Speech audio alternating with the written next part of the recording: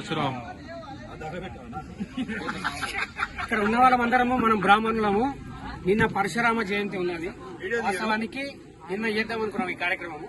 ఈరోజు అందరికి హాలిడే ఉంటుందనే సందర్భంగా ఈరోజు పెట్టడం జరిగింది. అంత ఎంప్లాయీస్ కొంతమంది నాలుగు ఏం పర్లేదు కానీ కొంతమంది ఎంప్లాయీస్ ఉంటారు కాబట్టి వాళ్ళందరికీ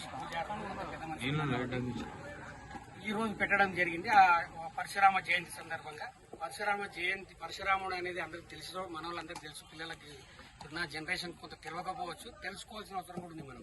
ఎందుకంటే పరశురాముడు మన బ్రాహ్మణుల్లో పుట్టిన అది పరశురామ అంశ అంటారు. మనం అంశ అంటే పరశురాముకు బొడ్డలి ఒక ఆయనకు అది ఉంటుంది, వెపన్ ఉంటుంది.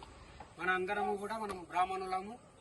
మనం ఇప్పుడు మీ యూత్ అనేది నెక్స్ట్ కార్యక్రమాలలో కూడా పాల్గొనాల్సిన అవసరం ఉంది. నాకు ఇప్పుడు ఒక 45-46 సంవత్సరాలు. నేను కూడా ఒక 14-15 నుండి కార్యక్రమాలు చేస్తున్నాను మన బ్రాహ్మణ సంఘాలలో. ఈ ప్రాంతంలో అందరికీ కొంతమంది చూసే ఉంటారు నన్ను, రాధాకృష్ణ లాంటి వాళ్ళు, అన్న లాంటి వాళ్ళు చూసారు, రామశేఖర్ అందరూ.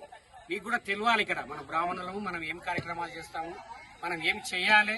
మీలాంటి యువత కూడా భాగస్వాములు కావాల్సిన అవసరం ఉంది. నెక్స్ట్ జనరేషన్ కూడా మా వరకే ఈ సంఘాలు కాకుండా మన యొక్క బ్రాహ్మణులపై దాడులు జరుగుతున్నాయి వివిధ రకాలుగా, బయట కానీ అక్కడిక్కడ. అవన్నిటికీ మనం ఎదుర్కోవాల్సిన అవసరం ఉంది. మనకి వాట్సాప్ గ్రూపులు కూడా ఉన్నాయి మన గ్రూప్లలో. మీరంటే ఇంకా కొంతమంది దీంట్లో చాలా చిన్న పిల్లలు, రాధాకృష్ణ లాంటి ఈ బ్రాహ్మణ యువ నాయకుల గ్రూప్ ఉంది, రాష్ట్ర స్థాయి గ్రూపు. నేను రాష్ట్ర స్థాయిలో కొన్ని దాంట్లో పనిచేస్తుంటాను.